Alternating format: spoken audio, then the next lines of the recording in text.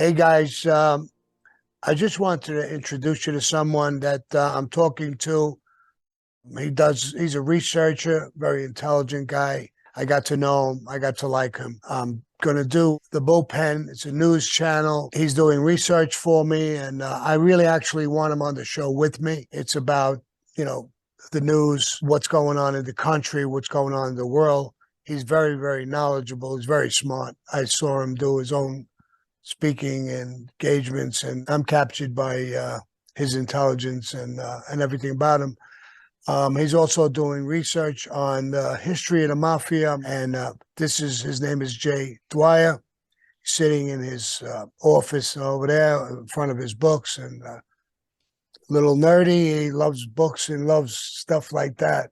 He's not a nerd, but he loves that kind of stuff, and it fits right into my situation. So this is Jay Dyer.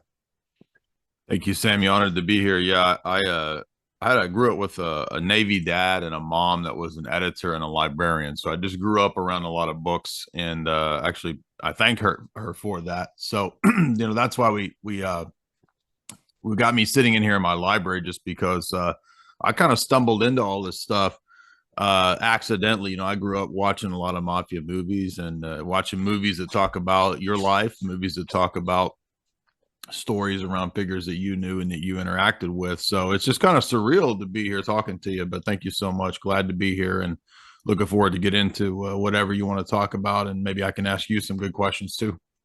Yes, we talked once before. Now, I go back.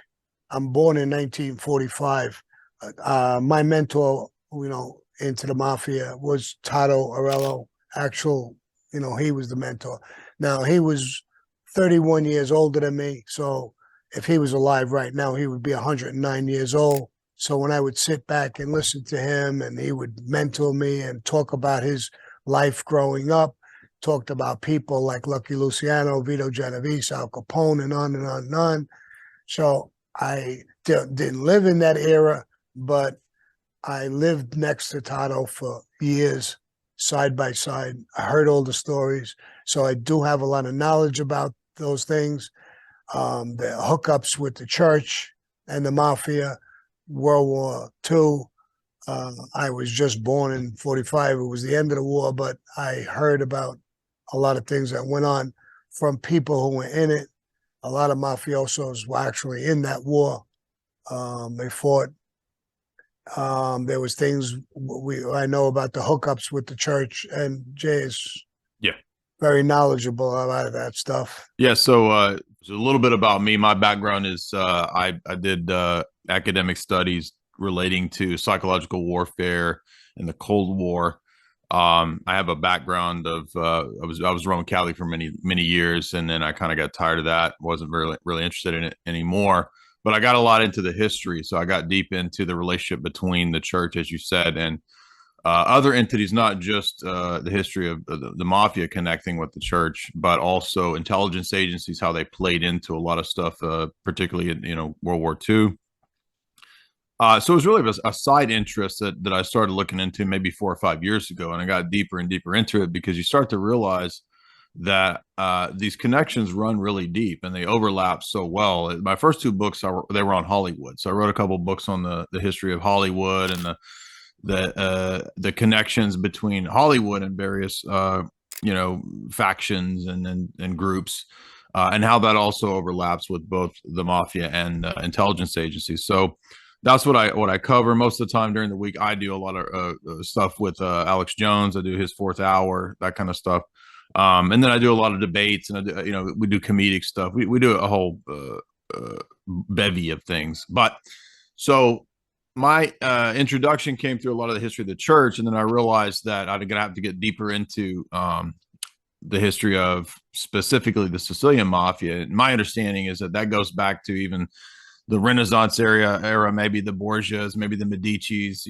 This period when there was a lot of movements for Sicilian independence. And so my understanding is that the history of the mafia is that it was a lot of guys that wanted to kind of be local militia figures. There were people who were local figures protecting from invaders, you know, if anybody tried to invade Sicily. So you kind of needed a local militia. And over time, this developed into gangs that developed into different uh, freedom fighters. At one point, I think, when there was a movement for Italian independence, a lot of the mafiosi went and fought for independence, specifically of Sicily. And so when you had people coming over to America, it just seemed natural that people from the old country would want to have people setting up in the new country. And if you can't really trust the police force when you come to a new country, there's not much you can do. They might already be co-opted. So people turn to, you know, local protectorates, right? Is that correct? Yes, absolutely. You know, when it started, the mafia started in Sicily and Sicily only, and it spread to the rest of Italy. But it wasn't the mafia; it was clans. Yeah, it was you know, local invaders came in, and to protect their farms, they were farmers, and they, you know, they had a very small police force there, so they ran to people, and it was like a clan. yeah, It was a family, uncles, cousins, brothers, whatever, belonged to this clan. And the neighbors in these small villages were just like family to them.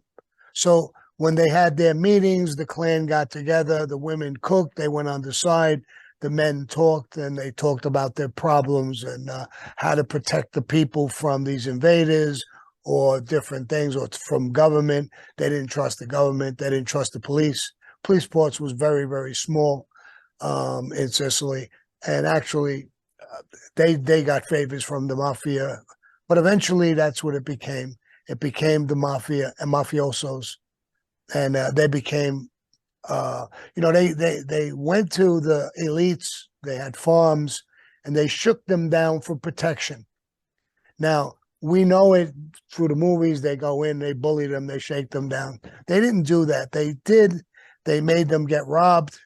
So the people who owned those farms, cow farms, or whatever it was, would go to the head of the clan or the head mafioso and tell him, you know, I need your protection. And he would charge them. But he didn't put it in his pocket and walk away. He built schools, hospitals. He helped the people. So he was beloved by the people. It wasn't like, you know, it turned out years later. And if somebody, like there was stories that I heard that someone's daughter was raped, and they went to the head guy, let's call him Giuseppe. They went to Giuseppe, and he said, who did it? And there was two military men who raped this guy's daughter. And he got the clan together, and they killed him. Now, the town knew. They wanted the town to say who killed them. They would never give it up, no matter what, because they did that to protect their people, their daughters, their wives, people like that. So they loved them. They wouldn't give them up, no matter what the cost was. And I heard a couple of stories that are a little crazy, but I wouldn't doubt it. And that's how it became. And it wasn't a shakedown where he just got money like you see in the movies.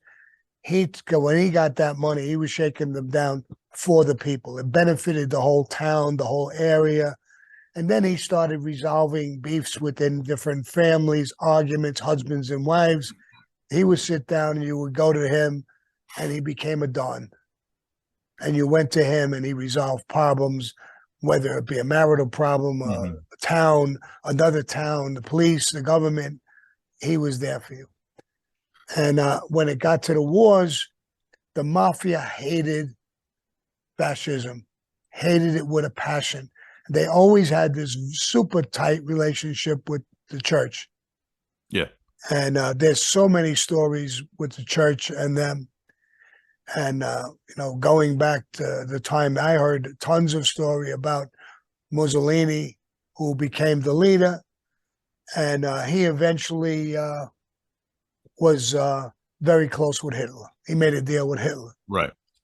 Then I heard stories that I'm not sure if it was Pope Pius the 12th or the 13th had a close relationship with Hitler as well.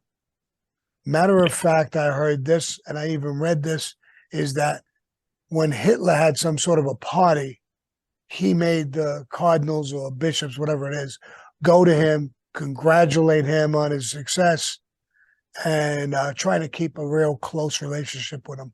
Yeah. So, you would know better than me because you have this research ability to go back into those areas. I've heard secondhand stories, but together, if they're true, I would love to talk about all of those things. Yeah, I think my understanding is Mussolini, when he came to power, he saw the existing mafiosi as a threat. So he saw that as a threat to his running Italy, and so Right. he basically booted them out for a period. So this caused a lot of animosity, like you said. And prior to that, my understanding was that the church was really in Italy was very pro mafiosi. They thought that they were good at defending things, as you said, from invaders, this kind of stuff. So they had a pro mafiosi attitude, but then there was the pressure that was put on Pius XII at certain times to either side with the CIA in the West, first the OSS and then the CIA, or was he going to make alliances and deals with Hitler? So he tried, I think, for a while to play both sides, because one figure that plays a big role in this was the CIA director, William Colby, because during the Cold War, Colby was the first to go and set up a relationship with Pius XII for the CIA, right? And so that becomes the basis of the famous story probably everybody's heard about with the Vatican Bank and how the Vatican Bank starts to be this kind of money laundering operation. So I think that Pius XII was trying to play both sides because he wasn't really sure who was going to win World War II. So he probably hedged his bets. And then when it looked like the Axis powers were not going to win, he decided to make deals with the West, and that led to a lot of, in my view, a lot of problems for the Vatican in the coming decades because they were now under new masters. I'm speaking specifically, in my view, I think of the Western intelligence structure, but that same Western intelligence structure had done the same move with the mafia, both in the U.S. and in Sicily, making alliances. Prior to that, the OSS and the Navy. The Navy had recruited, I think, Don Genovese to be a translator. So right before and during World War II, they needed people that could translate Sicilian. And so I think Don Genovese was recruited to do translation, and then Lucky Luciano was recruited by the Navy precisely because of Mussolini. They wanted some intel on Mussolini, and they had a plan in case they could use the mafia for a coup. There were two different attempts at a coup where the mafiosi would have been put in leadership roles had those coups been successful. There was a plan for a coup in the 40s, I think, and then another plan for a coup in the 70s in Italy. I'm not a Italian historian. I'm just going from memory on this, but I don't think either of those were successful. But they were plans that were there, and the idea would have been that had those coups been successful against Mussolini, and then later against the communists, because the communists started having a lot of influence in Italy, and that was also part of the reason why after Pius XII and the popes after him, they wanted more of an alliance with the West because there was this fear that communism might take over Italy. Right. Yeah, I mean that all makes sense to me. I mean, and most of the stuff that I've heard, like I said, I'm true Tato. I go back 100 years, maybe not 100 years, but I go back quite a bit, and I've heard all of these stories told to me and stuff like that. I mean, Lucky Luciano had when he got arrested and he was sentenced to 45 years in prison for his war efforts. They released him early, let him out, and said, "But you have to go back to Sicily. You can't stay here." They did that. Now, what was his war efforts? His war efforts is they hated fascism. They hated Mussolini for the relationship with Hitler and for the way he treated the mafia and Sicily, the Sicilians. So they opened up the piers not only in the United States, but they opened up the piers in Italy so the troops could come in, sneak into the country, and defeat Mussolini and Hitler. And for those war efforts, which he did, he was released. So, I know all of that for a fact. There's all fact with that. He was working with the CIA, and the United States just cut his sentence off when the Yeah. war was over.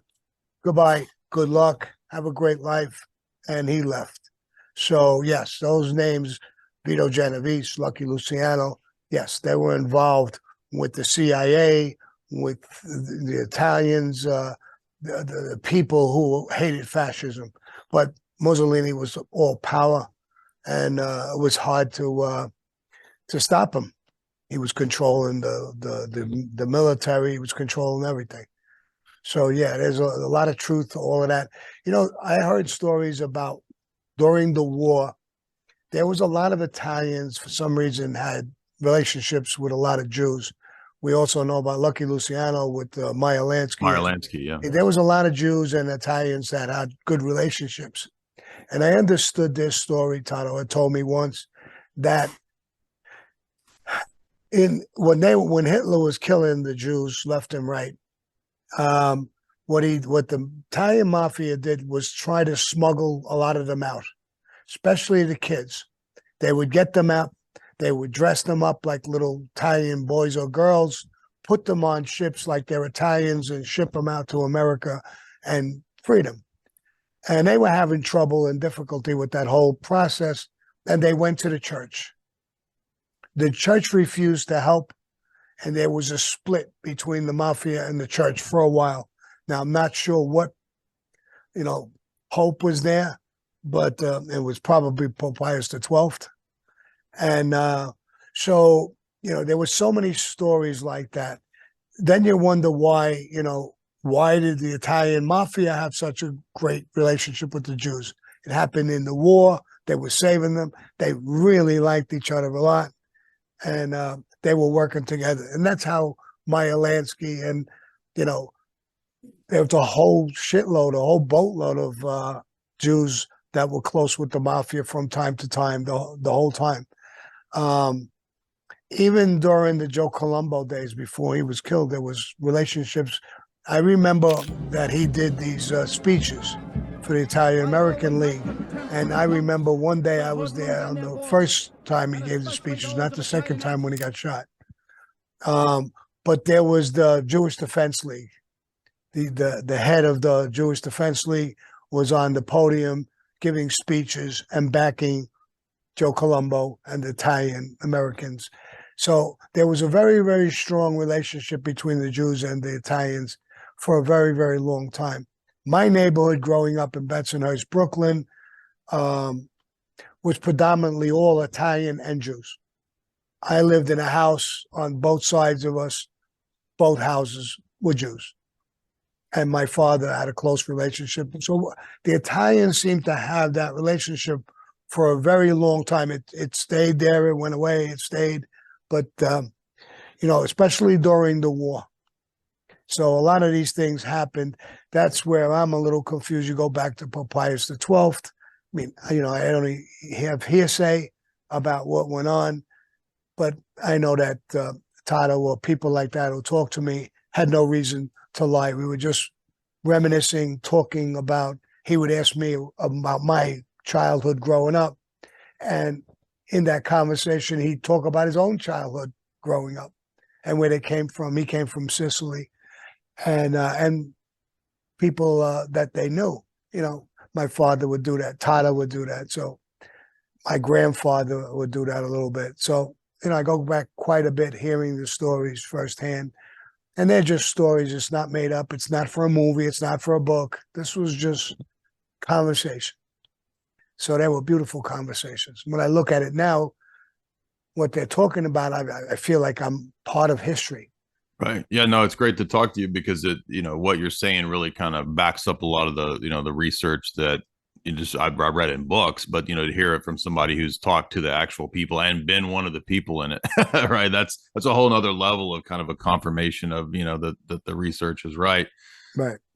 You talked about one of the things you wanted to get into was the history of the ceremony, right? So being made, the symbolism, the origins of that ritual. I remember it came out, I think, in the 70s when one of the first people who had been arrested when he flipped way back in the 70s, maybe even the 60s, But you know, he had talked about the omerta, he talked about the ritual, and nobody had really talked about it until, you know, until this time. And then it came out, and then, oh yeah, so it turns out there's this kind of a symbolic quasi-religious ceremony. Would you go into some of that? Because in my understanding is, and I don't know a whole lot about it other than what's out there in the public purview, is just that you kind of had an idea of an oath that was binding on you, and then you have symbolic religious elements with the saint card, right? And you prick your finger, and then there's a sort of an oath that's made, correct? Right, right. The guy, one of the first guys, I think he sat in front of a committee who just, talked about the oath. I can't think of his name right this second. What's his name? The first guy who cooperated in front of. I can't think of his name either, but yeah, I know you're talking about. That's what I was trying to think of. Yeah. Yeah, it'll come to me as I'm talking. Matter of fact, they gave him, after he cooperated, they put him in a prison, the Valachi.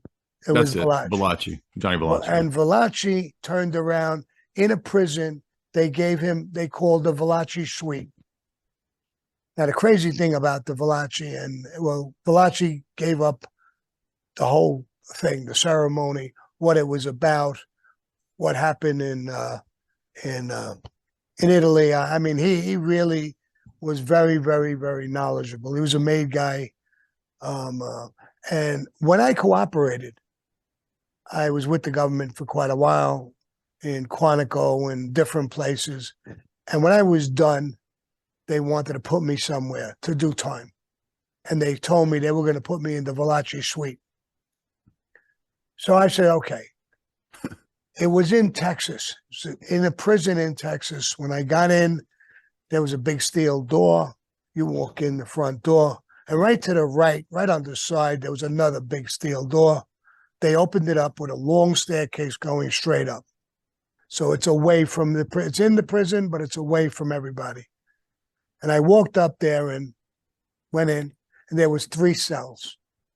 That was the Valachi suite. Right across from the 3 cells was a huge fucking shower and a thing where you could hang your clothes and a little bit of a closet there for towels and whatever. Then when you came out, there was a station for a guard to sit there, and you went in. It was a big, big living room type of thing. It had some windows, but with screens on them locked. And had a TV in there, refrigerator in there, regular stove, couch, chairs, end tables, the whole 9 yards. You didn't eat the prison food. What they did is they talked to me, what do you like to eat? And I give them a whole list of food, and they just went out and brought it back. And this was supposed to be heaven for a guy who cooperated, and safe as hell. You went up on a ladder, and I went up to the roof, and there was some workout equipment, bikes, some bullshit stuff that you could work out on the roof. So you could go do that. You could do all these things. I think I was in that about, and it was weird because I knew the story of Valachi. Yeah. So when I went to bed the first or second night, I'm saying to there was 3 cells. I don't know what cell he was in. Nobody was in the other cells, and the same with him. And I laid down in the bed, and I thought, my God, I'm laying in Valachi's bed. He cooperated. I cooperated. I didn't like it. So anyway, I got back and I called the government, and I told them, get me the fuck out of here. I don't want to be in here. Why, Sammy? It's safe. You're getting whatever food you want. We're taking care of you 100%. Yeah, I don't like it. Put me in prison. Put me back with people. If you leave me in here, the guard is petrified of me. I said, because he asked me questions, who are you? So I said, what do you want to know for? He said, well, you must be pretty famous for them doing this. He had no idea who I was. And I was breaking chops. I'm always a ball breaker. And I told him, I'm Jeffrey Dahmer. Fucking guy was like, what? And then he found out. He must have read out. He didn't want to be in the same fucking place with me. So anyway, then he knew I was Sammy the Bull. And You know, he laughed a little bit, but I told him, listen, you're not a bad guy. I just can't stay with you forever. There's no way I could just sit in this room with you. I know I could eat whatever I want. I was ordering ice cream, every fucking thing. They would give me whatever I want. I said, I don't want nothing. I just want to be with people like myself, criminals. They had witness units. Put me in a unit. I don't care what you want to do with me. I need other people with me. I told that to the government, to the guard, because I didn't want to disrespect him. I didn't want him to think I didn't like him or I didn't want to be there. And I told the same thing to the government, and they moved me. So this goes back to him and that whole thing. And that's who Valachi was, the first guy to disclose the whole thing. Now, the ceremony, it took a religious content for this reason, is going back, like we were just talking, the mafia always had a close relationship with the Catholic religion. And you know, even in Brooklyn, you'd pass guys who were made guys. You'd see the Madonna, the Mother, or all the statues in their yards. They went to church. They fought in the wars. They had this religious belief with them. So with the oath, I think, took on this religious thing that we're all Catholics, we're all Italian, we're all in the mafia. And then when they take this oath, they try to make it so strong, and I'm going to give you what it is. They tell you, today you're born. Forget your past, whatever it was. So it's a rebirth ritual. Rebirth. You're born as of today. And this becomes number one in your life. It's above God, country, and family. Now, they're just saying that. They don't really mean that. They just want you to understand how powerful it is. If you can believe like that, nobody's going to ask you. They tell you if you're in a hospital where your son is dying and the boss sends for you, you leave him and come. Now, that's a rule, but nobody's ever going to ask you to do that. If you're in a hospital with your kid, nobody's going to call you out of that hospital unless it's an extreme emergency. And nobody's going to stop you from loving and praying to God. Sure. But if you take that oath to that degree and you're willing to that, you're willing to die for Cosa Nostra. You're willing to kill for Cosa Nostra, for the good of this secret society. They want to drum that into you 100%. So you will do the most outlandish things. I didn't hit the Johnny Keys thing. And everybody and his mother said, Sammy, you're going to die. This is insane. I walked into a war in Philadelphia with this Johnny Keys. I can't discuss it too much because I'm doing a movie about it. So, but it was so insane, but I did it anyway. Tato was my mentor. He's the guy who proposed me to become a made guy. He was my godfather. The boss of the family is my father. The second time I went to meet Johnny Keys, everybody was saying no. He hugged me, kissed me. When we broke the kiss, he had tears coming down his eyes. And he's a real tough guy. And it struck me. I never saw him cry. I never saw anything like that. But I walked away, I said, he doesn't think I'm going to make it. He thinks I'm going to die. And then I felt proud of him because he loved me. That's why he was crying. And he thought I was going to die. But yet, Cosa Nostra came first. I had to do what I had to do. And if it meant that I was going to lose my life in the process, he wasn't okay with it. It bothered him, but he wouldn't stop it. And that's loyalty to Cosa Nostra. That's beyond words. It goes back to the oath. This thing comes first, beyond God, country, and your family. I was his family. But Cosa Nostra was first. So, and that's what that oath came, and that the saint, when they burn the saint, it's burning in your hand, and you're juggling it back and forth so your hand don't burn. It burns anyway, but a lot less. And when they're done, you're repeating the oath with him, and then you crush it and the ashes go into the ashtray. And he says, if you betray the oath, may your soul burn in hell, like the saint burnt in your hand. Mm. So it's so strong, the oath. It's that not only part of your heritage, it's part of your religion beliefs. Mm-hmm.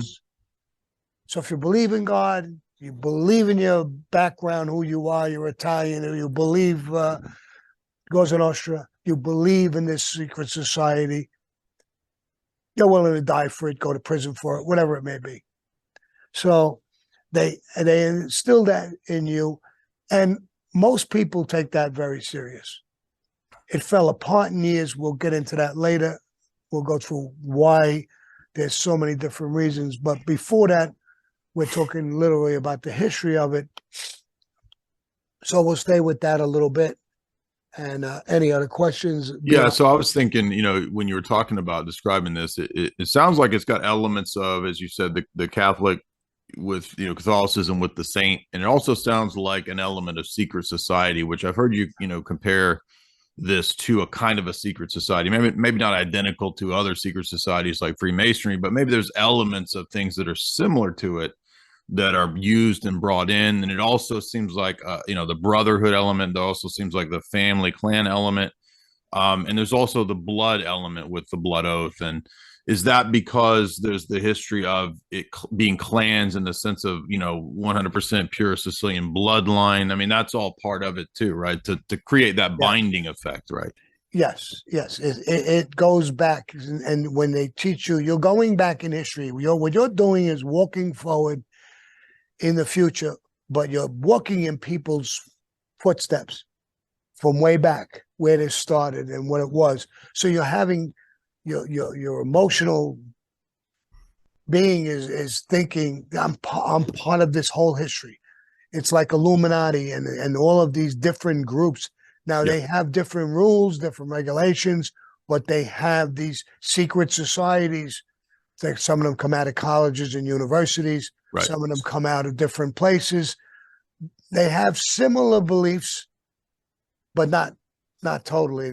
Some of them go into devil worship and weird fucking places that we didn't. We went more into religious beliefs along with our history, our background. That's what blended us. Yeah. These other ones have different type of them. I know, some of them.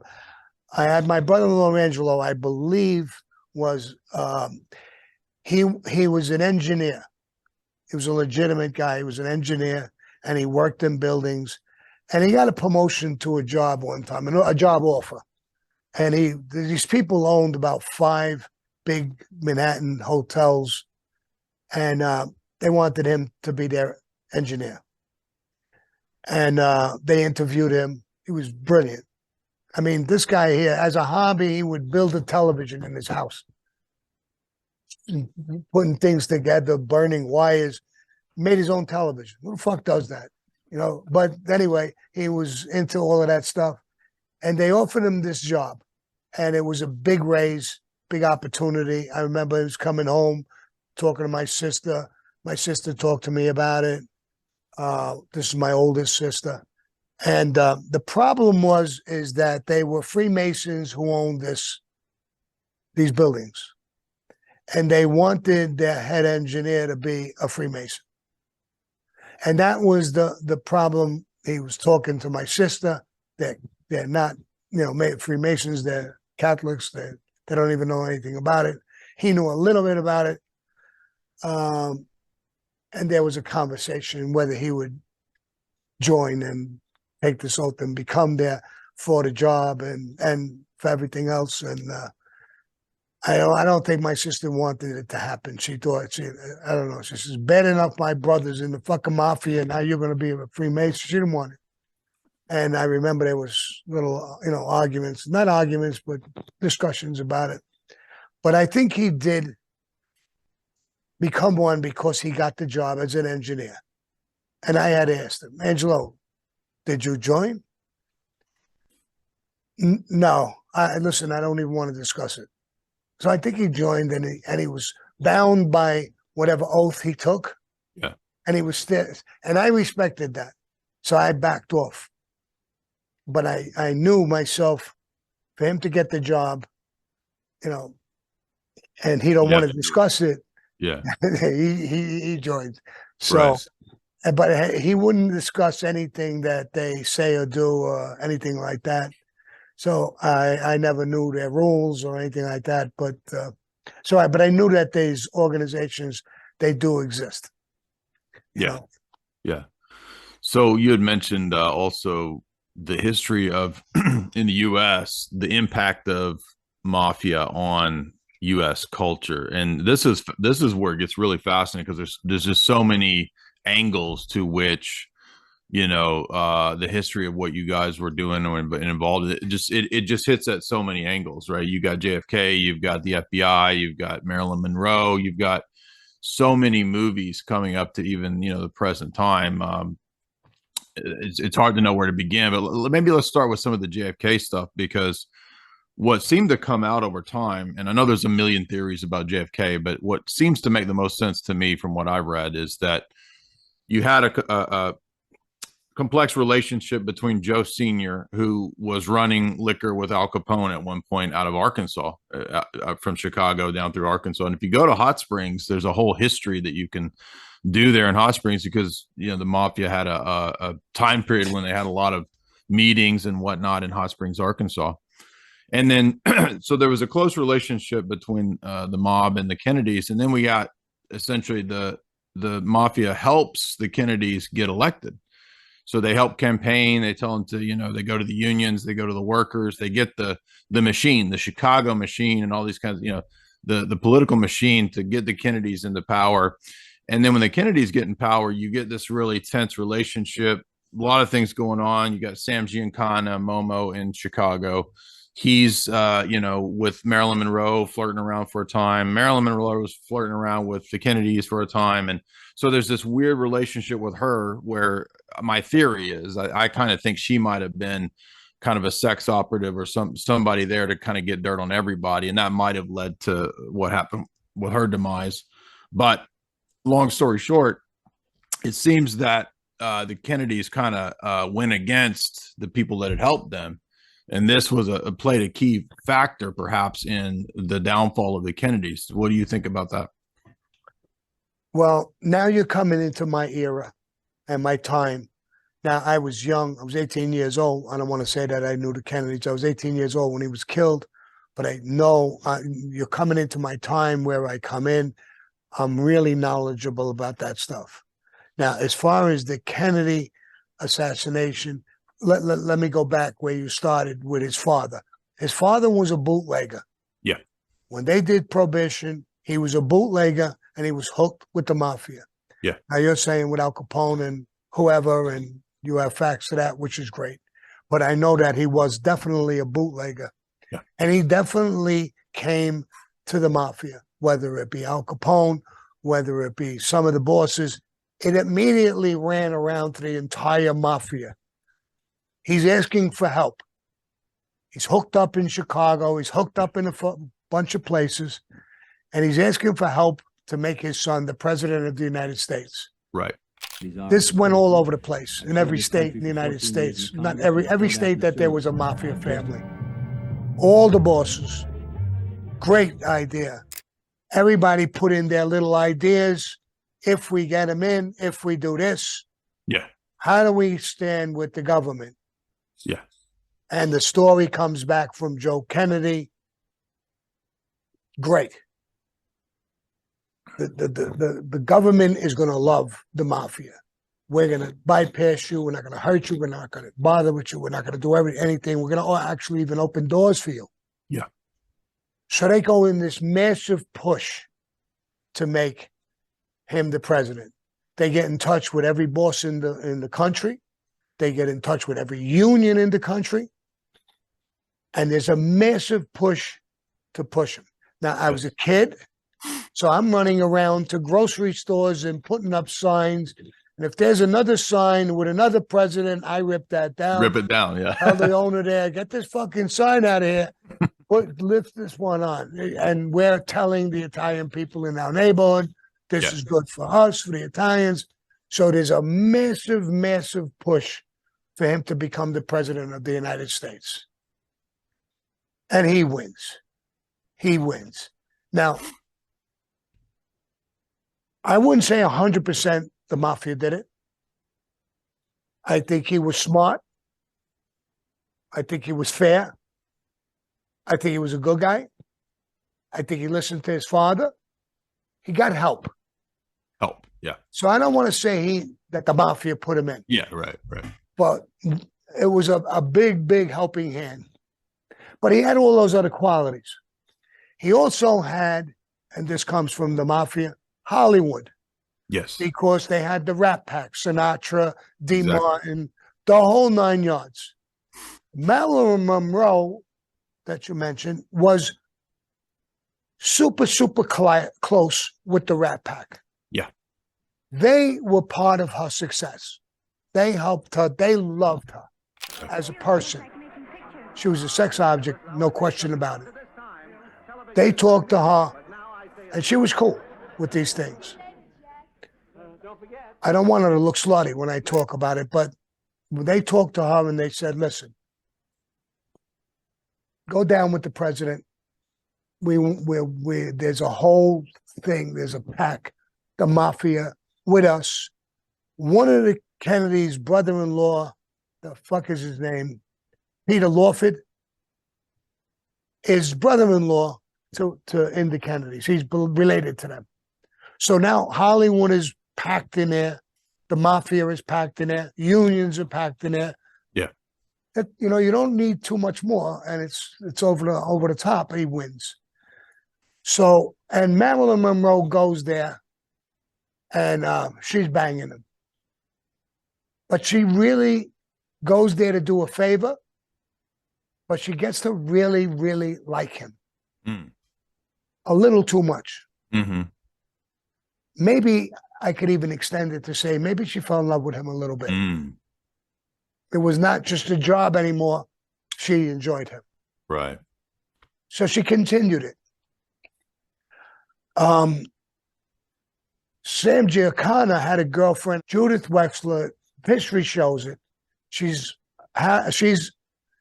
Sam Giancana's girlfriend, Gumata, whatever you want to call her. Yeah. He sends her to Kennedy with packages. There's documents about that. She's having sex with him. Yeah. Now, and he's sending packages back. Nobody knows what's in those packages going back and forth, I don't think. I don't think it's ever been disclosed. Now, that's John Kennedy's little thing. He's sexually active. He's got Marilyn Monroe here. He's got Judith over here. Yeah. He has a beautiful wife. And a couple of more gumatas here and there. But he's like any other guy. He's sexually active. Very active. The problem comes that Bobby Kennedy hates the fact that his father and his brother are in bed with the mafia, that's how he got elected. Right. He becomes the attorney general, and against his brother's wishes, he goes against the mafia to try and distance his family from them. Yeah. And the mafia feels betrayed. Now, this is where I come into, I know, not I heard. I start to know. They're bitter. Yeah. They're real bitter about things. And it takes a while for me. I don't know right then and there, but I get to know. Marilyn Monroe becomes hooked on drugs. The mafia is worried now. She was perfect, good person, loyal, sexual, beautiful, actress. Perfect marriage they had. But now she's on drugs and that's falling apart. And they're worried about it from what I understand. Now, when she sings at his birthday in front of a whole audience, "Happy birthday, Mr. President," Right. well, that was her death sentence. The mafia looks at that. Oh my God, the whole world is looking at this. We got the president. We have to protect him. He'll lose his presidency for her. Mm. I was told we killed her. Now, when I say me, I'm not involved in it, but we killed her, the mafia. Mm. And when I heard it from Tato, she was my idol. I loved her, just like every other kid my age. And I told him, we killed her. For what? And this is what the story he had told me with that song and this and that. Nobody wanted to. She was great. But she became a junkie. We lost control of her. They fell in love. They had to break this up. They had to stop it, or they lose the presidency. What's more important, Marilyn Monroe or the president of the United States in your back pocket? So that was the decision that was made. That's all I knew. I mean, I don't know it factually, but I heard it, so to speak, right from the horse's mouth. Now, Tato, I asked him, did you take part? No. But listen, I know what I'm talking about. So he's not talking like he's cooperating, or he's talking to me. Me and him just shooting the shit. So I take it for factual. Now, when I cooperated, the FBI came down and talked to me. The FBI was handling me and watching me and talking with me every day. They said, "Sammy, a couple of heavy guys are coming down from Washington. I joke around a lot of stuff. Don't joke around. This is serious shit." All right. They came in, bunch of them, suits, nice. "Sammy, we want to ask you about the Kennedy hit." "What do you want to ask me?" "Who did it?"